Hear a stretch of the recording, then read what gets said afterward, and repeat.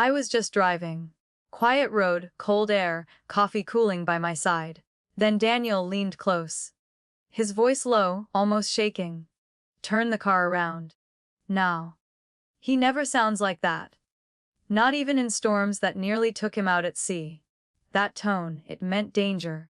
Before I tell you why we turned back, let me know where you're watching from, and subscribe if you believe family shouldn't get a free pass when they risk their own. My hands tightened on the wheel. I glanced at him, searching his face. He wouldn't look at me. Eyes straight ahead, scanning.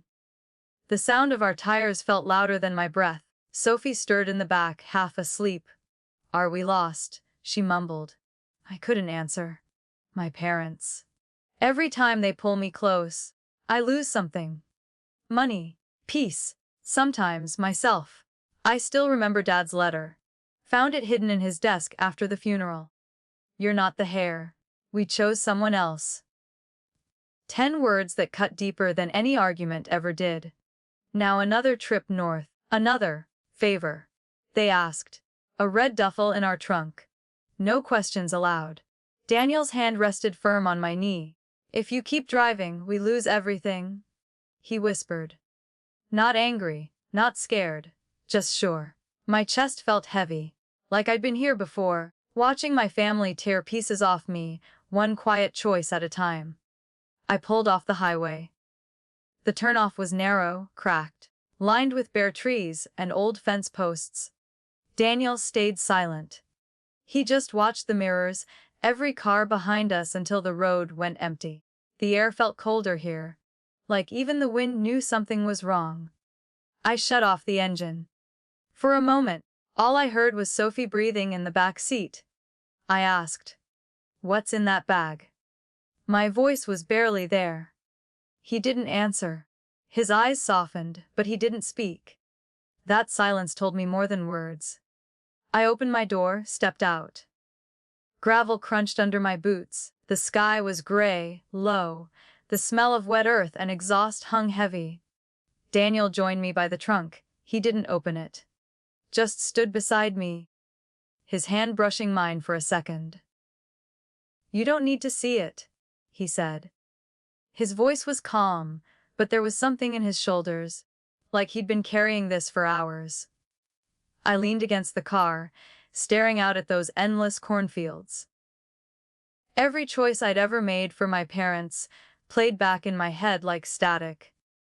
Covering their debts, driving across states for their emergencies, letting them pull me in, even after Dad cut me out of his will.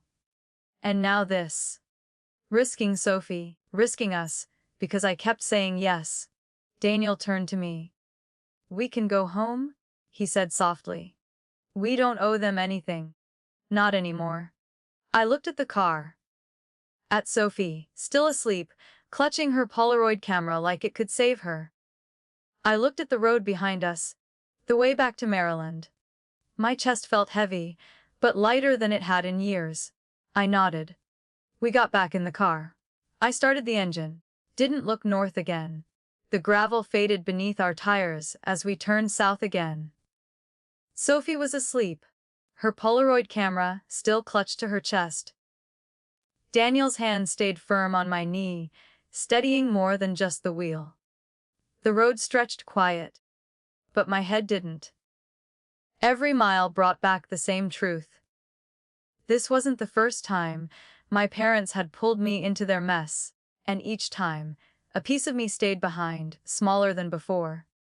That night, after we got home, the house felt heavier.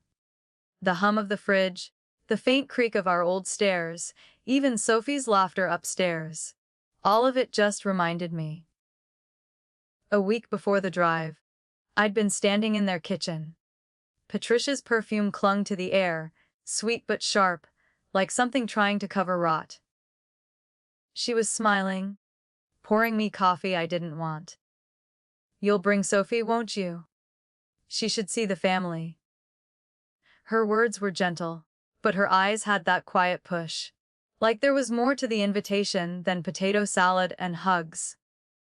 On the mantel, A photo of me and Dad from college graduation. The frame faced the wall. Every other picture, my cousin, my sister, Dad fishing, all turned forward. I touched the frame. Patricia's glance cut quick. "Dust," she said softly. "Just that." But the message was loud enough.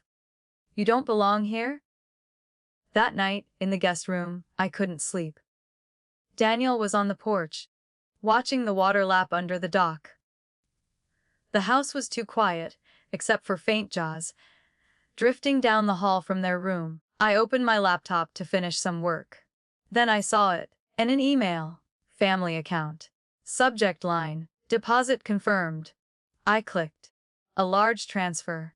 Tagged only, for delivery. No sender name. Nothing that felt normal. Patricia knocked on the door.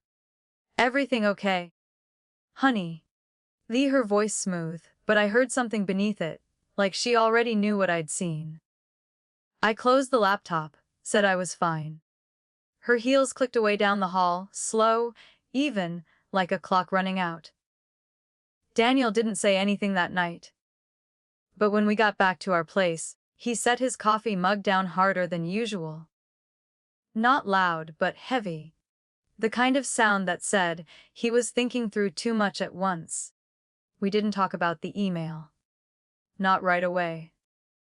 But I saw the way he looked at the suitcase by the door, at my phone lighting up with another missed call from Patricia. He's not quick to judge people. Years in the Coast Guard taught him to watch, to wait, to read the water before deciding. But I could feel it. He already knew my parents weren't just being careless. They were planning something. I wish I could say I was surprised. But every time I think back, it's the same pattern. I remember driving 6 hours to bail them out of a tax issue. Patricia cried on the porch, called me her lifeline, then never paid me back a cent, or the time Dad asked me to co-sign a loan because family sticks together. When that loan went bad, he stopped answering my calls for months. Left me holding the debt and the shame. I think about all the little favors I agreed to. Carrying envelopes I didn't open.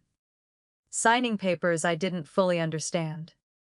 Convincing myself it was easier to say yes than face their anger. Daniel knows this history. He's lived through my late-night tears, the arguments that left me shaking, the mornings when I felt like a stranger in my own family. He sat beside me on the couch, the quiet between us heavy. Finally, he said, "They're building something they can't carry themselves. And they're expecting us to hold the weight." I wanted to argue, to tell him maybe it was all a mistake. But deep down I knew better. My parents never asked for help without strings attached, and those strings always felt like a noose by the end. Outside, the wind rattled the porch light. It sounded like a warning, or maybe just the truth I'd been trying not to hear. The morning we left for Canada, the air felt wrong. Too still. Like the trees along the driveway were holding their breath. Patricia stood on the porch, hands folded, her perfume sharp in the cold air. She kissed Sophie's cheek, smiled at me. "Just one bag for you to carry, sweetheart. Won't even take up space." Harold slid the red duffel into our trunk. The thing thudded, heavier than it looked. Daniel's eyes flicked to mine. No words, but I saw the question in them. Patricia waved as we backed down the drive. Her nails tapped the railing, steady, rhythmic, like she already knew how this would end. On the highway, Daniel broke the silence. They were too calm. He muttered. I glanced at him. "What do you mean?" He shook his head. "They've been desperate for months. Now they're smiling, relaxed. And handing us something to cross a border with." I looked in the rearview mirror. Sophie was leaning against the window, half dozing, clutching her Polaroid camera. She didn't hear us. Good. The road stretched endless ahead, gray and empty. but my thoughts spun louder than the tires. Every favor they'd ever asked of me pressed on my chest at once. The last-minute school payment for a cousin I barely knew. The time Harold convinced me to move cash for business. That somehow vanished. Each time, their thanks came with a shadow. Each time, I told myself it wouldn't happen again. Yet here we were. Another drive. Another bag. Another silence between me and Daniel that said more than words ever could. He reached over, rested his hand on my knee, steady but firm. "If we cross that border, we're not just visiting family," he said. "We're carrying something that could wreck us all." I didn't answer.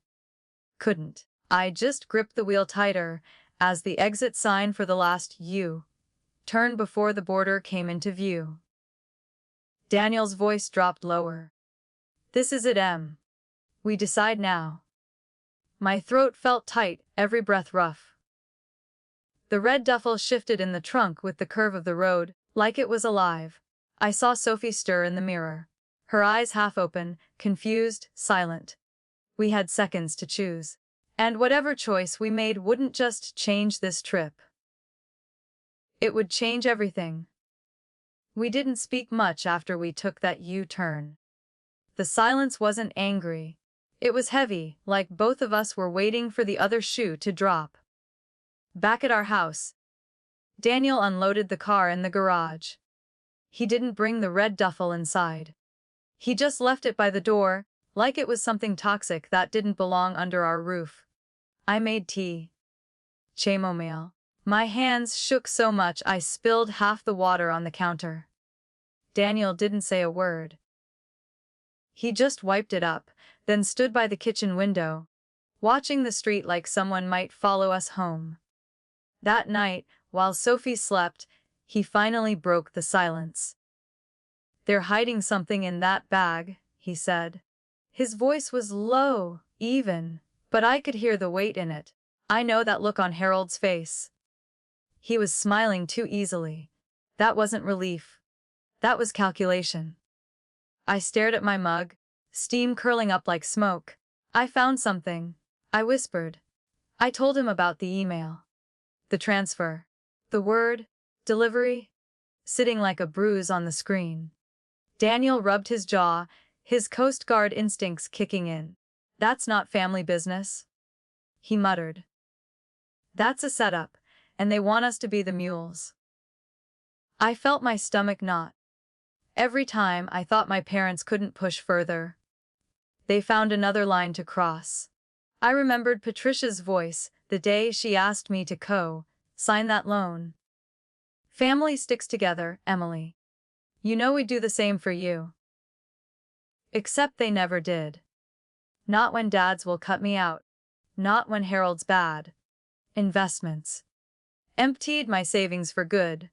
Each time I told myself I just needed to hold on a little longer. But here we were again, about to risk everything. Even Sophie. Because I couldn't stop saying yes. Daniel leaned against the counter, arms crossed. "If we take that bag across the border, we're giving them the chance to burn us down. We can't let that happen." I wanted to argue. To defend them, just like I always did. But deep down I felt the same chill Daniel did. Patricia's smile hadn't been warm. It had been rehearsed. Like she already knew the weight we'd be carrying. Daniel waited until Sophie was at school, the next morning before he touched the bag. He set it on the garage floor, kneeling beside it like it might explode. I stood by the door, arms wrapped around myself. The air smelled of cold cement and motor oil. Every sound felt louder in that space. The drip of the old water heater, the soft rasp of the zipper sliding open. Inside, layers of clothes, folded too neat. Daniel lifted them carefully, hands steady. Beneath, another bag, a smaller one, plastic wrapped and sealed tight. No label. No markings. Just heavy. He didn't open it. He didn't have to. The way he looked at me told me enough. "This isn't theirs," he said quietly. They're moving something for someone, and they want us to carry it. My throat felt dry. Maybe it's just documents. Or valuables they don't trust shipping. I heard my own voice cracking. Even I didn't believe it. Daniel shook his head. I've seen this before. Different docks, different names, but the same play. And people like Harold and Patricia, they don't care who pays the price as long as it isn't them. I turned away, pressing my palms to the cold wall. Memories flashed. Patricia crying on the porch, the day I covered that tax bill. Dad's letter, those 10 words slicing me out of his legacy. You're not the heir. We chose someone else. They had already erased me once. Now they were willing to risk my daughter's safety, to drag Daniel and me into something that could destroy our lives. All while smiling on the porch, telling me we were family. Daniel placed the clothes back carefully, zipped the duffel, and stood. His face calm, but his eyes sharp, like the man I'd only seen when his old team faced down hurricanes. We can't take this north, Em, he said. And we can't pretend this is just another one of their messes. If we let this slide, we're tied to them forever. And next time, we might not get to turn back. I looked at the bag, that silent threat sitting between us. Part of me still wanted to call Patricia, to beg for the truth, to cling to the scraps of family left. But another part, the part that remembered every cut and bruise, knew Daniel was right. We left the bag in the garage overnight. Neither of us slept much. Every creak of the house, every gust of wind against the windows, made me think someone was outside. Waiting. Watching. By morning, my phone lit up again. Patricia. Then Harold. Each call going straight to voicemail. Their messages were syrupy sweet, like they were inviting us to brunch. Not a word about the duffel. Just, hope you're on schedule. Safe travels, honey. Daniel brewed coffee, but neither of us drank it. He just stared at the garage door, jaw set like stone. Finally, he said, we can turn this over. Call the feds. Let them deal with it. Or, he paused, met my eyes. We can cut ties quietly. Drop the bag back at their house, walk away for good. No calls. No explanations. The thought of hearing Patricia's voice, the manipulation laced into every word, made my chest tighten. But so did the idea of authorities knocking on their door, with Sophie's name on a report. I walked to the garage. Opened the door. The red duffel sat where Daniel left it, silent but heavy, like a decision we couldn't avoid. I placed my hand on it. Cold fabric. No heartbeat, but it might as well have had one. Memories pressed in. Dad's letter. Patricia's sighs about loyalty. Harold's promises he'd make it right. That never came true. Every yes I'd ever given them had cost me something. And now it might cost everything. Daniel stood behind me. Would do this once, he said softly. No second chances, no calls later. Just done. I closed my eyes. In that quiet, I heard Sophie laughing upstairs, the sound pure, untouched by all this. That's when I knew who I had to protect. I looked at Daniel. We end it. I whispered. Quietly. We loaded the bag back into the SUV. The road to Maryland felt longer this time, like every mile was asking if I had the courage to finally walk away. When their house came into view, Patricia's porch light was still on, even in daylight. We didn't knock. We didn't call. We left the duffel inside the door, locked it behind us, and drove off without a word. Patricia called again that night. I let it ring. Daniel watched me from the kitchen doorway, hands in his pockets, eyes calm but waiting. On the fourth call, I picked up. Her voice came sweet like nothing was wrong. Oh, honey, we're worried. We thought you'd be closer to the border by now. Is everything all right? I kept my voice flat. What's in that bag? There was a pause. Barely 2 seconds, but enough to hear her inhale. Just some family things, she said softly. Clothes. Documents. You're overthinking again, Emily. My hand tightened on the phone. She always used that line, like I was the problem for asking questions. I stared at Daniel. He mouthed, "Don't let her pull you in." "Patricia," I said, "if there's anything illegal in there, you risk Sophie's life. Mine. Daniel's." Her tone didn't change. Not a crack. "You know you've always had these rules." She sighed. "It's exhausting. Your father and I, we just needed help. Real family doesn't question every little thing." I felt my throat tighten. Real family. The same line Dad used the day I found that letter in his desk. The same day I stopped believing blood-guaranteed loyalty. Her voice softened again. "We can talk when you get here, all right? Don't ruin this trip with overreactions." I ended the call. Didn't bother saying goodbye. The quiet that followed felt heavier than her voice ever could. Daniel stepped closer. "She's deflecting," he said. "Exactly like every other time." I nodded, but my mind was already slipping back to long dinners where I sat small at the end of the table, my cousin telling jokes, my sister glowing in every story, Patricia laughing, calling me our serious one, while everyone else clinked glasses. I used to trace the wood grain on my plate, just to keep my face still. Pretend I didn't care when they called me boring. Too rigid, the one who'd never understand how to have fun. Maybe they were right. Or maybe I just learned early that being careful wasn't something my family valued.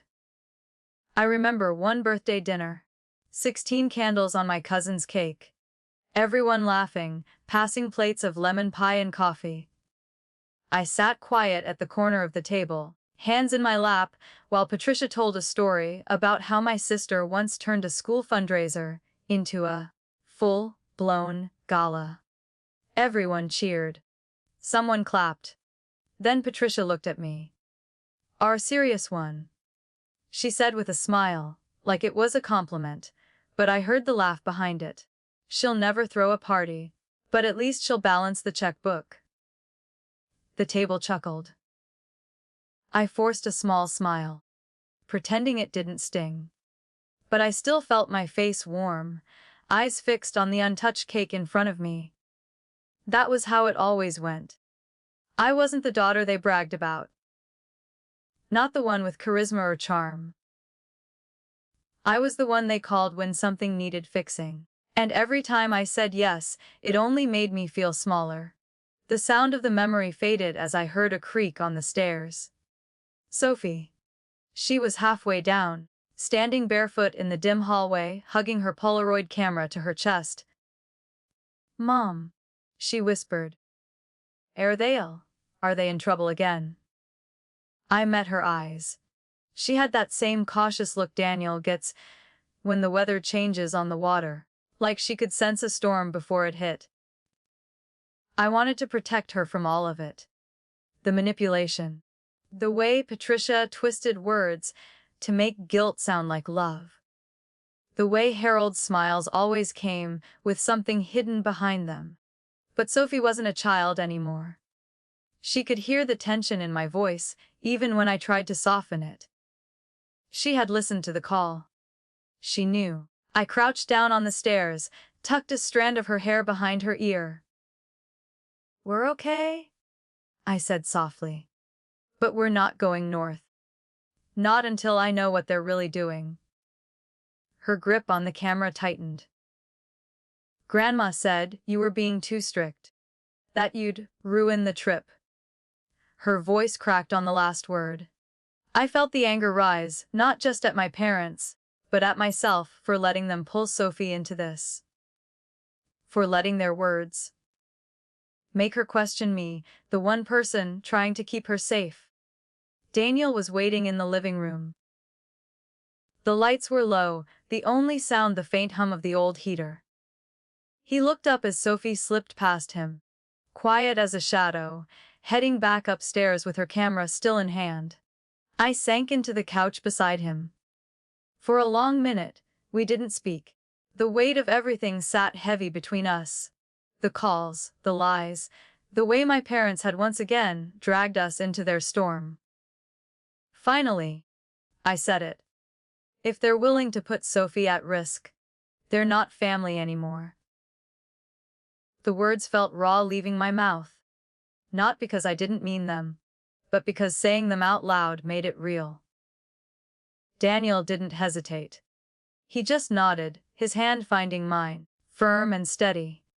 "We've seen this coming, Em," he said. "It was only a matter of time." I thought about every time Patricia brushed off my questions, every time Harold called me, only when he needed a favor. The framed photo turned to face the wall. Dad's letter, its ink faded but still clear. "You're not the heir. We chose someone else."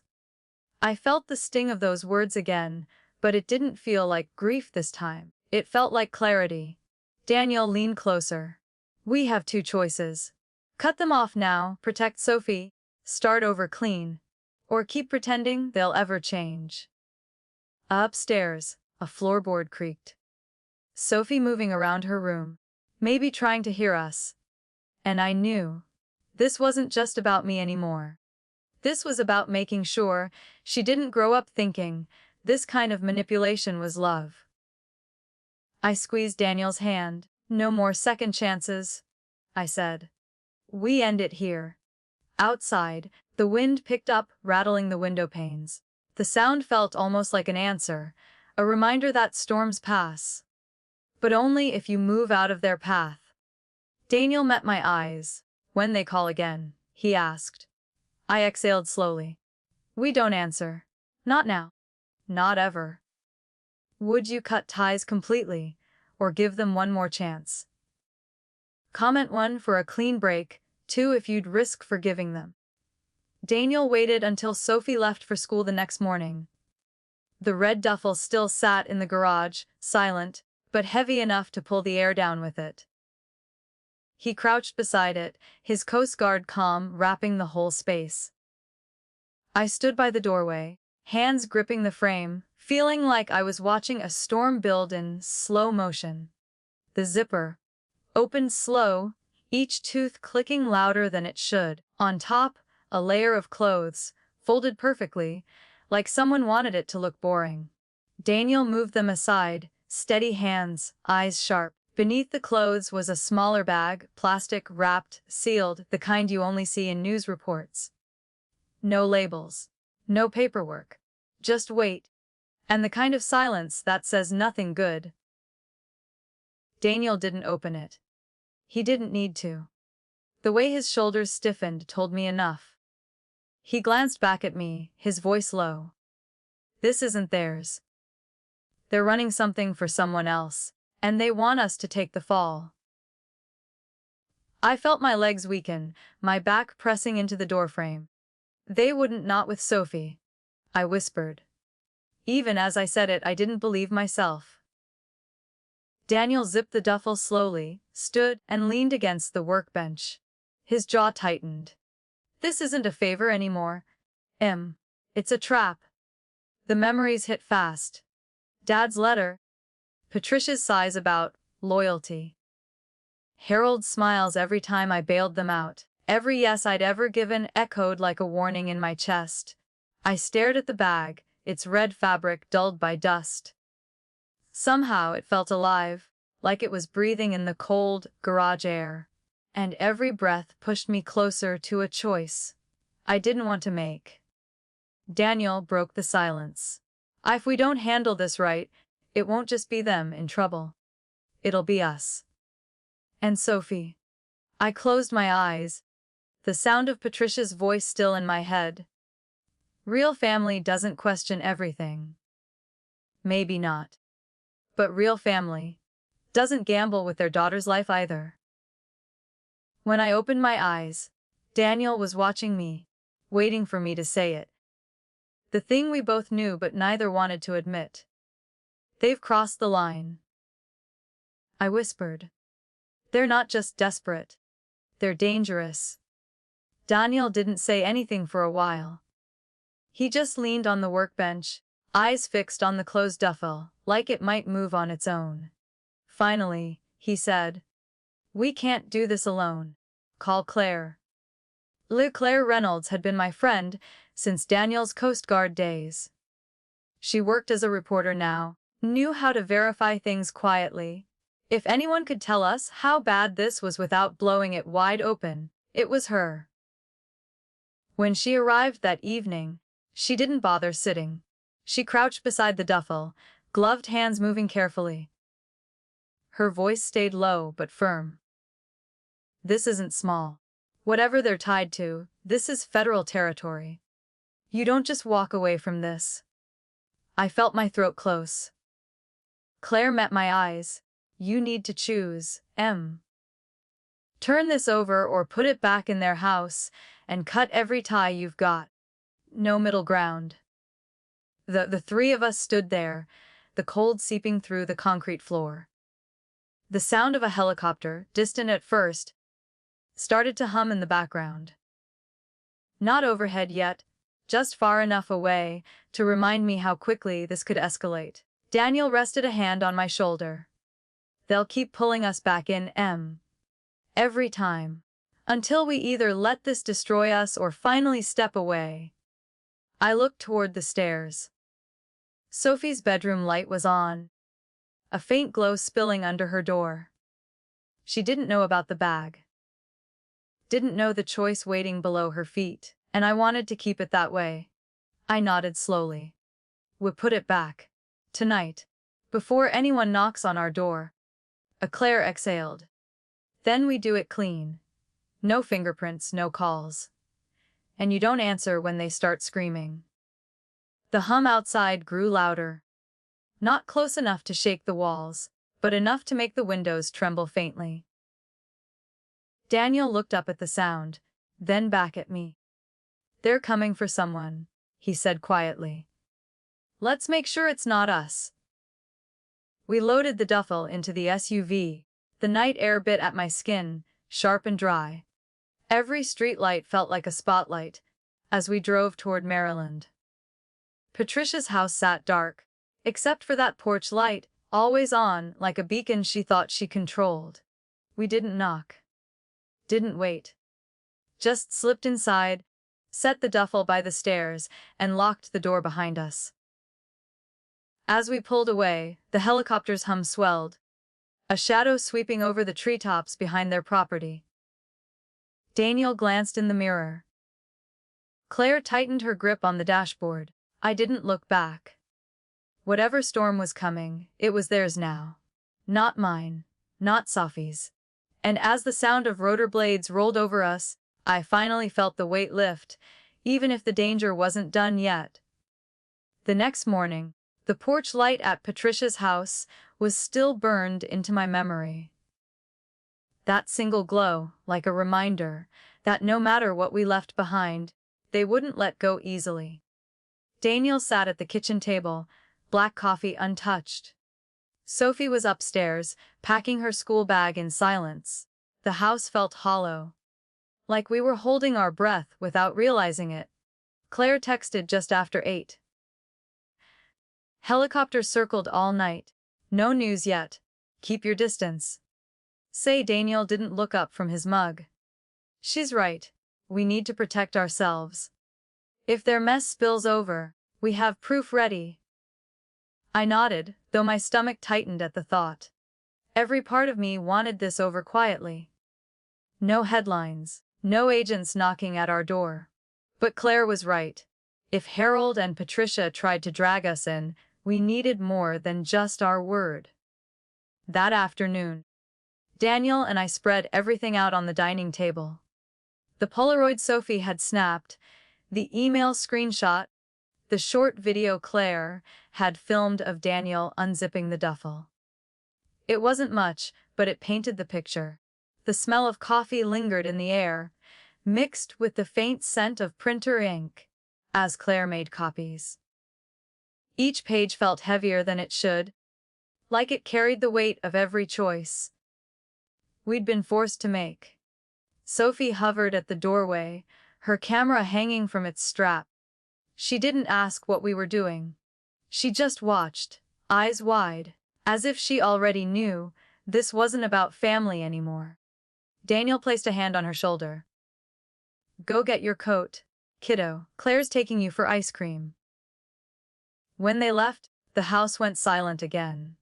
I stared at the stack of evidence, my fingers tracing the edges.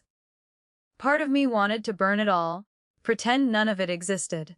But another part, the part that had been stepped on one too many times, knew we couldn't. I sat back, listening to the faint hum of the fridge, and realized something. We weren't just protecting ourselves. We were drawing a line so Sophie wouldn't have to live like this. Not caught between loyalty and survival. Not carrying someone else's lies on her shoulders. Claire came back after dark, Sophie clutching a paper cup of melting ice cream. Daniel walked her upstairs, his hand on her shoulder, while Claire and I stayed in the kitchen. She spread a map across the table. Her fingers traced a route out past the state line. "There's a drop point here," she said softly. "Anonymous tip line, federal. No names, no follow-up, just files and photos delivered." I stared at the map. The blue ink circled a lonely stretch of road I'd never driven before. The thought of it made my stomach twist, like I was stepping off solid ground. Claire poured herself coffee, then leaned back against the counter. "They're not going to stop calling Em. Not after the bag disappears. Not after they feel you slipping away. This is how you cut them off without getting swallowed in whatever comes next." Daniel came down, his voice low. "She's right. If we hand this over, we do it quietly. No grand gestures. No warnings." The room felt colder, even with the heater kicking on. I looked at the evidence again. The Polaroid, the video, the email printout. Every piece of it a reminder that my parents had turned me into a liability, not a daughter. I rubbed my hands together, trying to shake the chill, but it clung to me. It wasn't just the air, it was the isolation creeping in. The realization that once we sent this off, there was no going back. Claire set her cup down gently. "After this, you block their numbers. Every one of them. You move forward, but you need to be ready. They'll make noise before they fade. They always do." Daniel's jaw tightened. "We can take the noise. We just can't let it touch Sophie." I glanced at the window. The street was quiet, the only light a single lamp, buzzing over the driveway. I could almost imagine Patricia's perfume on the breeze, that sweet, heavy smell always a few steps behind me. I whispered, more to myself than them, "They'll never stop pulling until we make them let go." Claire met my eyes. "Then tomorrow night, we end it." That night, the house felt too still. Even Sophie's laughter from upstairs sounded distant, like it was coming from another world I wasn't part of anymore. Daniel sat at the table, going through the files one last time. Claire's map was folded beside him, edges creased from his thumb. The stack of evidence looked small, but the weight behind it could bury all of us if we got this wrong. I stood by the kitchen window, watching the streetlight flicker. Every shadow felt like it might move. Every gust of wind carried the faint echo of Patricia's perfume. Though I knew it was just in my head, Daniel's voice broke the quiet. "Once we drop this, we don't look back. No calls. No explanations. They'll come for us first. But once the noise dies, we'll finally be free." I nodded, but the words didn't settle easy. They weren't just my parents. They were the people who once sang me to sleep, who taught me how to ride a bike, who sat in the front row when I graduated. But somewhere along the line, the people I loved that had turned into the people who could destroy me. I walked to the table, picked up Sophie's Polaroid. The photo she'd taken by accident. The one with the duffel's serial tag clearly in the frame. Proof. Caught by a 15-year-old who just wanted to capture a road trip. I slid the picture into the envelope with the rest. Daniel sealed it, his hand steady. We'll drop it tomorrow. Late. No one sees us. I sank into the chair beside him, my hands resting flat on the table. The hum of the fridge filled the silence, a dull reminder of normal life that felt so far away now. Claire returned from the porch, keys in hand. You two should try to rest, she said. Her voice was calm, but I caught the flicker in her eyes. She knew what came next couldn't be undone. Daniel switched off the kitchen light. The house dropped into shadow. I stared out the window one last time, the street quiet, but not peaceful. Tomorrow, we'd decide if we were really ready to let this chapter end. Even if it meant closing the door for good. If you had this proof, would you turn it in or burn it all and disappear? Comment 1 to expose, 2 to walk away forever. Claire met us at the cafe the next morning. It was early, the place nearly empty. Just the hiss of the espresso machine and the smell of roasted beans in the air. Daniel sat across from her, map unfolded between them. I stared into my coffee, hands wrapped around the warm cup, even though my fingers still felt cold. We do it tonight, Claire said softly. Late. No headlights until the last stretch. We leave the package where they'll find it, then we disappear before anyone notices. Her voice was calm, but her eyes kept darting to the windows and the door, like she knew someone could be listening. Daniel nodded. After that, we're done. They can deal with the fallout themselves. I stayed quiet. The decision felt right, but heavy. Not just because of what we were carrying, but because this wasn't just another break. This was permanent, a cut so clean it would bleed for a while before it healed. Claire slid a small USB across the table.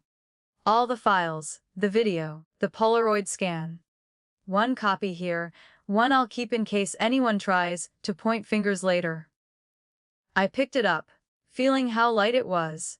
A tiny thing holding months of betrayal, voodoo, and the only insurance we had left. The cafe door chimed as someone walked in. Just a couple grabbing to-go drinks, but my heart jumped anyway. I felt Daniel's hand on my knee, steadying me, just like he had in the car that day. When we left, the air outside was sharp, biting through my jacket. Every sound felt louder. The crunch of our boots on the sidewalk, the hum of a passing car, the distant call of a crow overhead. Back home, we didn't talk much. Daniel checked the SUV, made sure the duffel was secured and the license plates clean. Claire sat at the table, typing a final note to her contact, who'd be expecting the drop. I stood in the doorway to Sophie's room. She was on her bed, knees pulled to her chest, writing in her journal. She didn't ask where we were going. She didn't need to. Her eyes told me she already understood more than I wanted her to. Daniel came up behind me, his voice low. When this is over, we'll take her somewhere quiet. Maybe the mountains. Give her a break from all this noise. I nodded, but my chest felt tight. Even when it was done, would it ever really be over? Or would Harold and Patricia find another way to claw back into our lives? As night crept closer, the weight in the house grew heavier. The hum of the heater, the distant tick of the wall clock, even the sound of Sophie's pen scratching on paper. It all felt like a countdown to something final. By dusk, the house felt like it was holding its breath. No TV, no music. Just the hum of the heater and the creak of the old floors when someone moved. Daniel checked the SUV again. Headlights off, plates wiped, duffel tied down under a tarp. He didn't speak, just moved with that quiet precision I'd only seen when he was on duty years ago. Claire sat at the kitchen table, her laptop closed, hands wrapped around a mug of tea she hadn't touched. Every few minutes, she glanced at the clock and then at me, like she was making sure I wouldn't change my mind. Upstairs, Sophie's room was dark. She'd gone to bed early, her Polaroid tucked under her pillow. Before she closed her door, she whispered, "Will it be over after tonight?" I didn't answer. I didn't know. I packed quietly in the living room. Flashlight, extra gloves, the envelope with the USB and photos. Every item felt deliberate, like one mistake could shatter whatever thin safety we still had. Daniel joined me, setting a small, battered duffel on the couch. "Just in case," he said. Inside, I saw his old Coast Guard knife, a flashlight, and a burner phone Claire had given us. No talk of what they were for. No need. As the last light bled from the sky, the air in the house changed. Every creak outside, every gust of wind against the windows, felt sharper. Like the night was reminding us there was no backing out. Claire finally spoke, her voice low. "We'll leave at 11. No earlier. Less traffic. More shadows to disappear into." Daniel just nodded. I stayed seated, my hands pressed against my knees to stop them from shaking. In my head, Patricia's voice still played, smooth and dismissive. "You're overthinking again, Emily." But I knew better now. This wasn't overthinking. This was survival. I looked around the dim kitchen, the faint tick of the wall clock cutting through the silence. Every sound felt like a reminder. Tonight wasn't just about dropping evidence.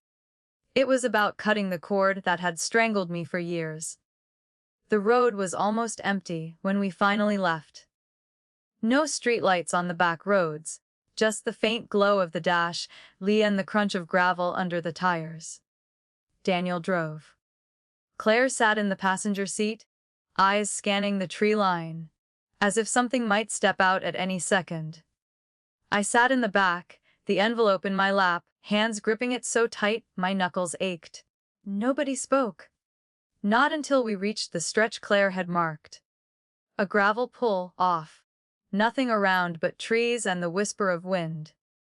Daniel killed the headlights. The silence after the engine cut was loud enough to make my pulse echo in my ears. We stepped out, our boots sinking into soft dirt. The night air was colder here, sharp, every breath leaving clouds behind. Claire nodded to a weathered wooden box, hidden near a mile marker. "This is it," she whispered. "Leave it, close it, and we're gone." Daniel crouched first, setting the envelope and USB inside. I hesitated, holding Sophie's Polaroid in my hand. That accidental photo of the serial tag, proof we never meant to find. Proof that might keep us safe if Harold or Patricia tried to drag us down with them.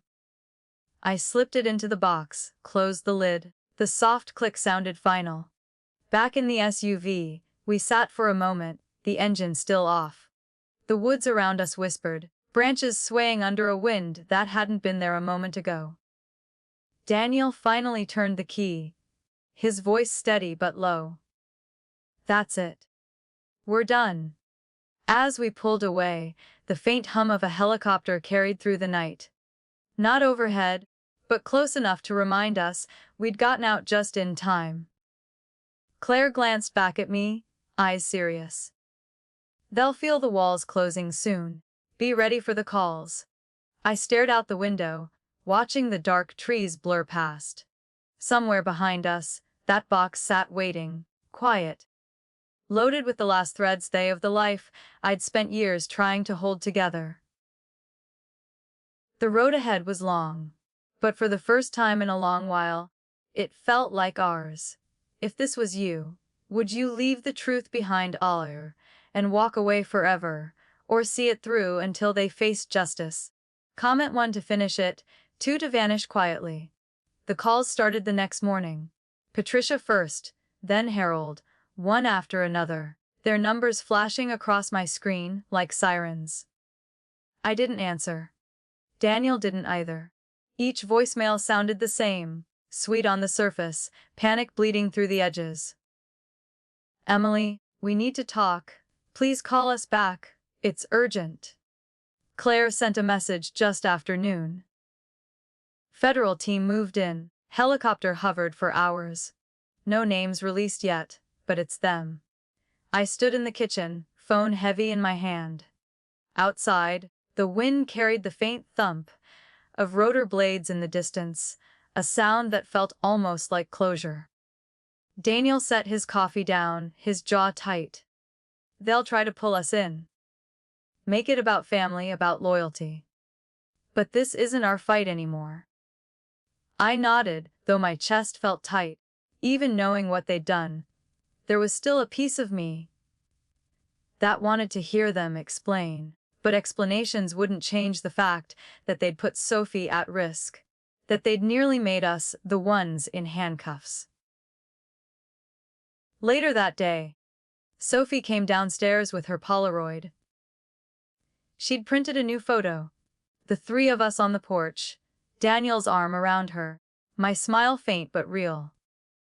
She pinned it to the fridge, covering the corner where Harold and Patricia's holiday card had hung just last winter. Her voice was quiet. Are they going to jail? I hesitated. Claire had told us the charges were serious, but nothing final yet. They're facing the choices they made, I said softly. That's all you need to know for now. Sophie nodded, her fingers brushing the edge of the photo. Then she left it there, turning away without another word. That evening, Claire stopped by. The sun was sinking, the sky streaked with orange and gray. She leaned on the kitchen counter, hands wrapped around a mug of tea. It's over for them, Em. For now. But you need to be ready. Even from inside a cell, they'll try to find ways to pull at the strings. To Daniel crossed his arms. Not anymore. We've got distance.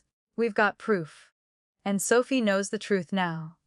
I looked out the window, watching the porch light flicker on as the sky darkened. That glow used to feel like a call I couldn't ignore. Now, it felt like nothing more than a light in the distance, belonging to someone else. Claire set her mug down gently. Federal charges mean time. 4 years, maybe more. Use it to build something that's yours, not theirs. I thought about the envelope we'd left, the quiet drop in the woods, and how final it had felt. Not loud, not vengeful. Just done. That night, when the house was still, I sat at the dining table with Daniel. Sophie's laughter drifted from her room upstairs. Daniel poured tea, his hand brushing mine. For the first time in years, he said softly, "It feels like we can breathe." I closed my eyes for a moment, letting the quiet settle. The danger was gone. The noise was gone. And maybe, just maybe, we finally had space to start over. Was this justice, or did we go too far? Comment 1 for justice, 2 if it feels like too much. 3 months later, the house didn't feel heavy anymore. No calls lighting up my phone. No shadows from the past, creeping into every quiet moment. We'd moved to Charlottesville. A smaller place, white siding and a porch swing. The kind of house where the morning sun spilled through the kitchen window, like it belonged there. Daniel found work training new recruits for a local security firm. His days were steady, not chaotic like before. And at night, he actually slept. No phone by the bed. No eyes flicking to the window at every sound. Sophie started at her new school, with that same Polaroid around her neck. She took photos of everything. The dogwood trees, the mountains in the distance. The new friends she was finally starting to trust. Sometimes, I caught her smiling without realizing it. I spent my mornings at the library, not working long hours for clients anymore, but building something of my own. A fund for women cut off or used by their families, a place they could go when loyalty had drained them dry. Claire helped me set up the paperwork. She even donated her first paycheck from a big story to get it started. The air in this town smelled different. Fresh cut grass, coffee roasting from the corner cafe, not perfume heavy enough to choke you, or the sharp scent of river water where Harold and Patricia used to sit, smiling while they set their traps. Every evening, Daniel and I walked the quiet streets, with Sophie trailing behind, snapping photos of the glow in the windows. Sometimes she'd slip her hand into mine, and I'd feel the weight lift just a little more. One night, as the sun dipped low behind the Blue Ridge, Daniel stopped on the porch. He looked at me, his voice low but warm. You know, we didn't just escape. We built something. For us. For her. I glanced at Sophie, sitting on the porch swing, laughing at a Polaroid she'd just shaken dry. And for the first time, I didn't feel the need to look over my shoulder. Inside, on my desk, the paperwork for the fund sat waiting. Claire had written a note across the top. Your legacy doesn't have to be theirs. Make it yours. I picked up the pen and signed the last page. The ink dried quick, dark and final, but it didn't feel heavy. It felt like air, like space to breathe. I walked back outside, the porch lights flickering on. The soft glow felt nothing like Patricia's. This wasn't a beacon for control. It was just light. Our light. If you've ever felt erased, used, or left behind by the people who were supposed to love you most, share your story below. You're not alone. And if you need it, subscribe for more true stories about justice, healing, and building something new after 40. When I look back now, it doesn't feel like a story about my parents. It feels like a story about us, about finally choosing peace over the weight of their chaos. I used to think walking away meant failure, like I was abandoning family, but I've learned real family doesn't put you in danger or make you carry their secrets. Sometimes justice isn't loud. It isn't a courtroom, or headlines, or payback. Sometimes it's just putting the truth in the right hands and closing the door before it swallows you whole. The lesson I carry now is simple. Loyalty should never cost you your safety. Legacy isn't something someone gives you. It's something you build, piece by piece, for yourself and the people who truly stand by you. And maybe the hardest truth. Sometimes letting go is the only way to keep what matters most. Your sanity. Your child's peace. And a life that's finally, quietly, your own.